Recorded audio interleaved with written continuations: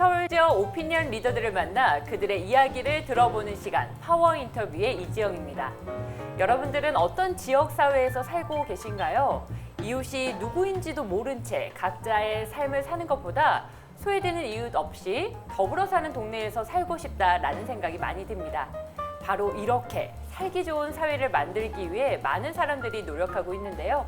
오늘 파워 인터뷰에서는 종로 지역사회를 위해 노력하고 계시는 종로 인문학당의 조일의 대표를 만나 함께 이야기를 나눠보도록 하겠습니다. 예로부터 상업의 중심지이며 경복궁, 종묘를 비롯한 고궁이 집중되어 있는 곳 종로. 종로는 전통과 현대가 공존하는 지역입니다. 이런 종로가 좋아 제2의 고향으로 삼고 종로 지역사회를 위해 많은 일을 해오고 있는 종로 인문학당 조일의 대표. 종로 인문학당 조일의 대표가 꿈꾸는 종로의 미래는 어떤 모습일까요? 네, 지금 스튜디오에 종로 인문학당 조일의 대표 나와 계십니다. 안녕하십니까? 안녕하십니까. 반갑습니다. 파워 인터뷰에 오늘 초대해 주셔서 대단히 감사합니다.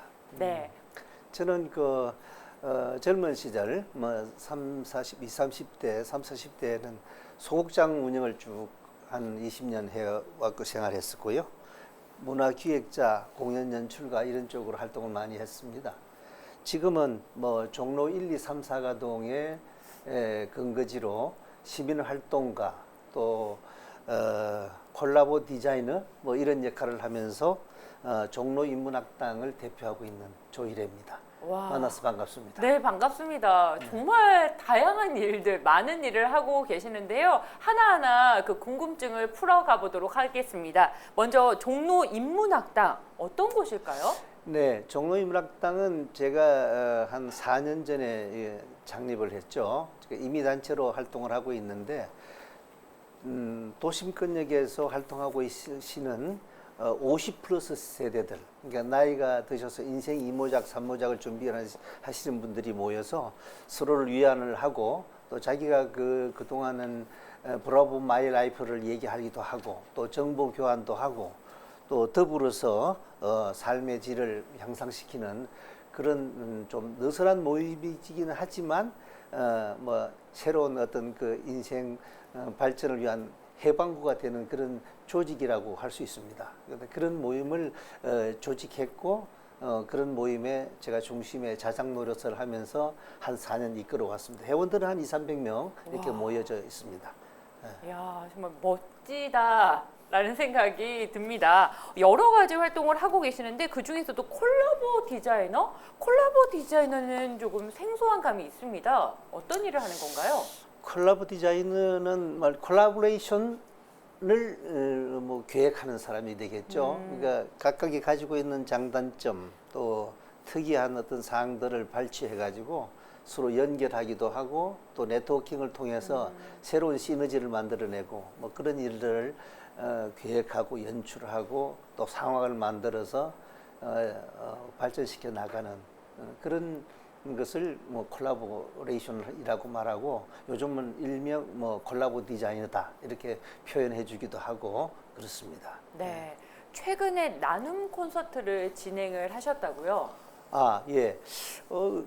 이곳에서 이제 그 선후배들이 모여서 좀 지역을 화합하자라는 그런 취지로 또 그 종로 3가에는 좀 어렵게 사는 그 쪽방촌 분들도 많이 계시는데 그분들한테 이제 삶의 좀 질도 좀 높여주고 환경 개선할 수 있는 그런 지원을 좀 하자는 취지로 팝 아티스트이신 임학성 선생을 중심으로 그 멤버들이 있습니다. 네. 한 40분, 1시간 40분 정도 공연을 해서 수강리에 잘 마쳤습니다.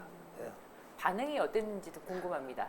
반응은 일단 기존에 있는 그 트로트 하는 가수하고 좀 다른 색다른 공연 무대에 대해서 참신하다는 말씀을 정평을 드렸고요. 오신 손님들이 다들 즐거워하고 함께 7080 시대의 노래도 같이 들고 같이 하기도 하고 네. 손뼉도 치고 그러면서 대체로 성황리에 잘 마친 걸로 평가하고 있습니다. 정말 이 종로와 인연이 깊은 것 같은데요. 지금 종로에서 다양한 일들을 하고 계시죠. 구민감사관, 주소정보위원 그리고 주민자치위원으로도 활동을 하고 계시는데요. 각각 어떤 일을 하고 있는 건가요? 종로 구민감사관은 이제 구민의 권익을 보호하고 종로구청의 투명한 행정을 구현하도록 의견을 제시하거나 또 감사 활동을 하는 것이고요. 종로 주소정보위원은 종로구 관내의 도로명을 지정하기도 하고 부여하기도 하고 변경하기도 하고 또 명예도로 같은 것을 이제 명칭을 부여해가지고 제의가 들어오면 그것을 심의하는 그런 절차를 밟는 그 위원으로 활동하고 있습니다. 주민자치위원은 뭐 지역의 그 종로 1, 2, 3, 4가동의 주민을 대표하면서 민과 간이 협업을 해서 자치회관도 운영하기도 하고 또 봉사활동도 같이 하도록 하고 지역사회에 좀 적극적인 참여를 유도하는 그런 역할을 하는 일을 하고 있습니다. 네, 그렇군요. 아니, 지금 제가 수상 경력을 받았는데 정말 엄청나더라고요. 종로구 의회장 표창, 그리고 서울시 의회장 표창, 종로구청장 표창, 서울시장 표창. 그럼 이런 것들이 다 종로와 관련돼서 표창을 받으신 건가요? 네.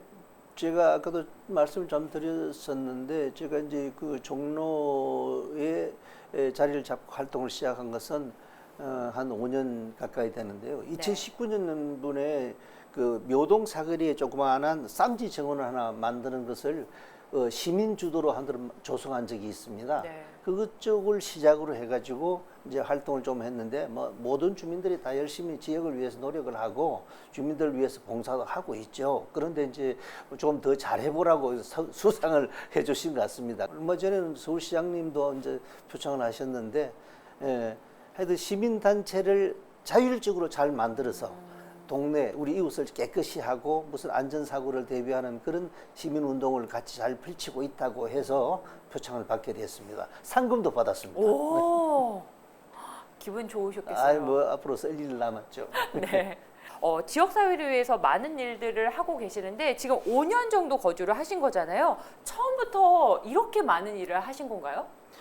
저는 이런 생각을 하리라고는 뭐 처음부터 생각을 못했고요. 일단 뭐 이 동네 오니까 이 동네가 옛날 오래된 전통의 그 역사성이 많이 있는 곳이긴 하지만 상당히 매력이 넘치고 하여튼 좋아서 뭐 활동을 하게 된 것입니다. 그리고 이제 이 동네는 궁궐도 있고 또 이제 수많은 역사 문화유산들이 많이 있는 곳이지 않습니까? 그래서 아마 이런 것을 스토리텔링을 하면 제가 그동안 살아왔던 길하고 좀 접목도 가능할 수 있을 것 같고 또 그런 가치들을 돋워 세우는데 제 역할을 좀 할 수 있을 것 같기도 하고 그래서 이제 좀 매력에 확 빠졌다 그럴까요? 훅 내가 종로를 좋아하게 된 그 이유고요. 하여튼 인생 후반기에 제2의 고향 만들기를 뭐 시작을 했다고 해도 과언이 아닙니다. 네. 처음부터 이렇게 다양한 일을 하신 건 아니고 이 종로의 매력에 빠져서 이토록 많은 일을 하게 되신 거군요. 네. 네. 그럼 대표님의 말씀을 들어보니 앞으로 더 많은 일을 왠지 하실 것 같다라는 생각이 듭니다. 어떤 계획 가지고 계신가요? 네, 그동안에 제가 이제 오늘은 뭐 종로 인문학당 대표 자격으로 와서 제가 이제 뭐 이 테이블에 앉아 있습니다만은 또 하나는 38 이웃사촌 포럼이라고 시민단체를 하나 운영을 하고 있습니다. 그 시민단체는 한 40~50명 정도의 종로 3가역 3번 출구부터 8번 출구에 살고 있는 지역 주민들이 그래서 38인가요? 그렇습니다. 그것이 한 300m 되는데 그 300m를 항상 청결하게 좀 특화거리로 만들어 보자. 그렇게 해서 이미 단체를 활동을 했는데 그런 활동을 하다 보니까 이미 저도 준비되어 있지 않지만 이미 지역 주민들도 이런 활동에 대해서 준비되어 있지 않았기 때문에 그동안에 좀 느슨하게 좀 운영을 하고 있었습니다. 그래도 그 사이에서 또 이게 활동을 통해서 많은 인프라들이 형성되어지고 또 실적이 축적되어졌거든요. 이런 것들을 좀 더 이제 다져서 좀 단단하게 활동가 조직으로 변신하고 또 나아가서 이것을 뭐 제도적으로 뭘 만들어 가지고 이제는 뭐 좀 시스템이 돌아갈 수 있도록 하는 그런 일을 한번 좀 해보고 싶습니다. 네. 말씀을 들어보니까 더 깨끗하고 살기 좋은 종로의 미래가 그려지는 것 같습니다. 지금까지 조일의 대표님과 함께 종로에 대해서 많은 이야기를 나눠봤습니다. 잠시 쉬고 조일의 대표에 대해서 좀 더 깊은 이야기 나눠보도록 하겠습니다.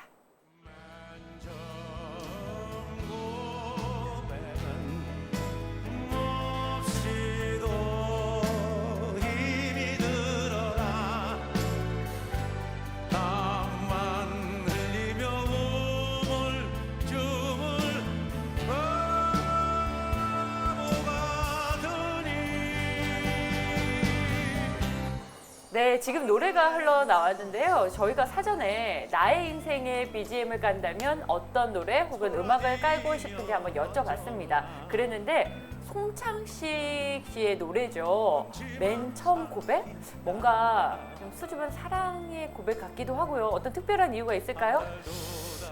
뭐 특별한 것보다도 일단 그 멜로디가 상당히 경쾌하고 좋지 않습니까? 네. 그리고 이제 우리가 고등학교를 막 졸업한 앞으로 지금부터 한 50년 전에 이 노래가 참 감동이었죠.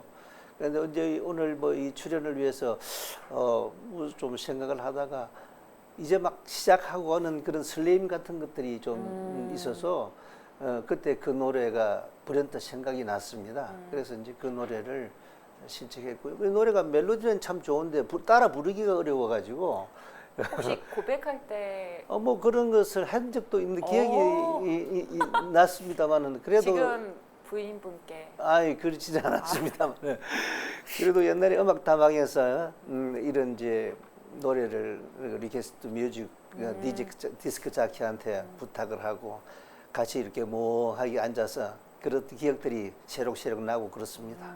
예, 맨 처음 고백, 왠지 그 가사와 대표님의 이미지와 참 잘 어울린다라는 생각이 듭니다. 처음의 마음으로 뭐든 초심의 마음으로 하시는 것 같아요. 네, 그렇다면 나의 인생을 객관적으로 봤을 때 좀 어려울까요? 한마디로 표현한다면 어떻게 표현할 수가 있을까요? 뭐 한마디로 말하면 좀 약간의 뭐 헷갈리는 삶을 살고 있다고 해도 과언이 아닙니다. 지금도 뭐 무한 도전을 연속을 하고 있는 편인데요.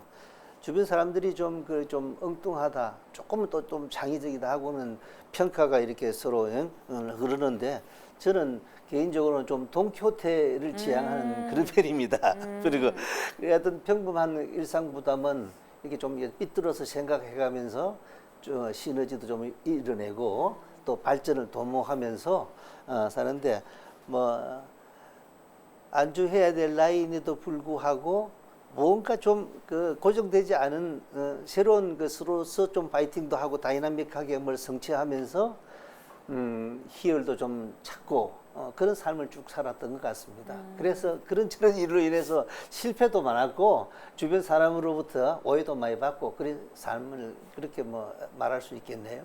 네, 호기심도 많고 또 좀 그런 편입니다. 네, 진취적이다 하는 건 뭔가 추진력이 또 있는 거잖아요. 이렇게 이야기를 들어보니 어렸을 때의 모습은 어땠는지 인생 이야기를 한번 들어보고 싶습니다. 네, 어린 시절은 뭐 조금 뭐 부유하게 부모 덕택으로 반듯하게 인성을 교육을 받을 수 있었고요.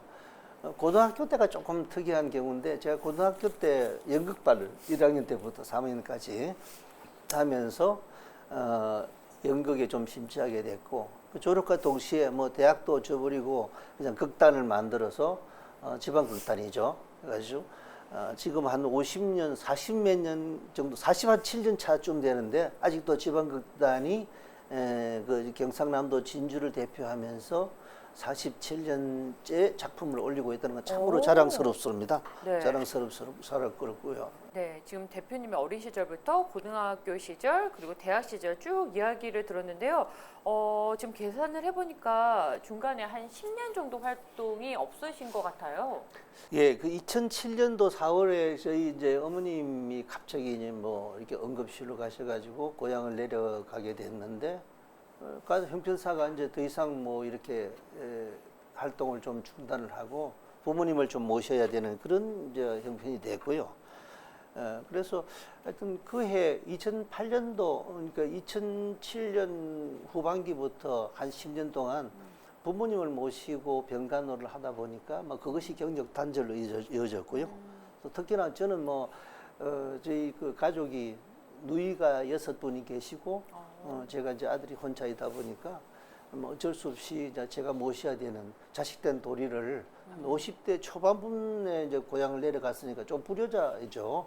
그래서 그러면서 한 10년 동안 단절이 있었습니다. 네. 그럼 열정을 가지고 이렇게 쭉 달려온 인생에 있어서 10년간의 공백은 단절일까요? 아니면 어떤 또 하나의 터닝 포인트가 됐을까요?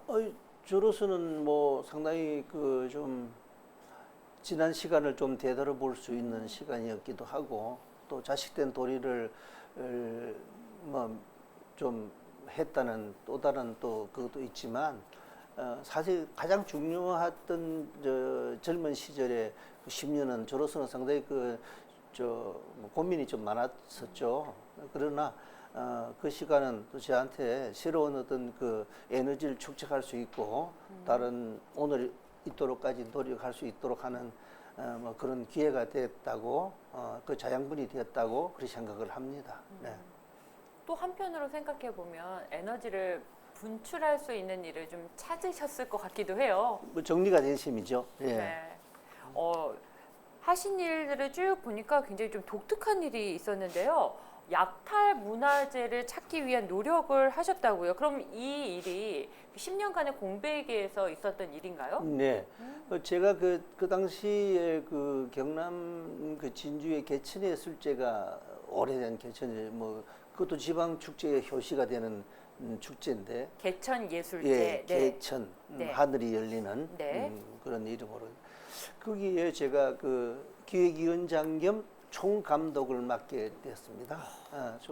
맡게 됐는데 고향에 가니까 뭐 선후배들이 좀 한번 맡아달라 그런 일을 하면서 살았던 삶이니까 그래서 시작을 했죠. 그런데 그때 이제 50주년에 맞추어서 뭐 새로운 어떤 그 변화를 모색을 해야 되는데 그 콘텐츠로 그 약탈 문화재를 선정하게 된 것입니다.